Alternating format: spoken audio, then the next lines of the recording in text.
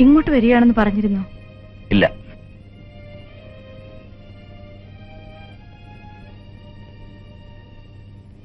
വീട്ടില്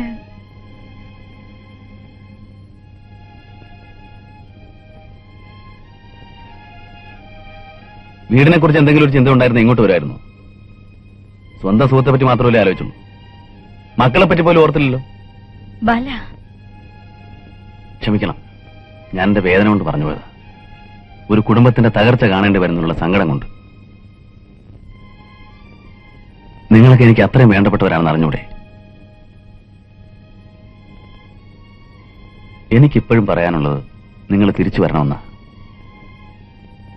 തെറ്റുകൾ എല്ലാവർക്കും പറ്റും എന്ന് കരുതി തെറ്റുകളിൽ തന്നെ മുറുകി പിടിച്ച് കഴിയണമെന്നില്ല. തെറ്റാണെന്ന് മനസ്സിലായി കഴിഞ്ഞാൽ അത് തിരുത്തുന്നതാണ് വിവേകം. തിരിച്ചു വരണം, എല്ലാം നേരെയാവും. ശാപം മാത്രമല്ല, മോക്ഷമുണ്ട്. മോക്ഷം ഇല്ല ബാല, എനിക്ക് മോക്ഷമില്ല.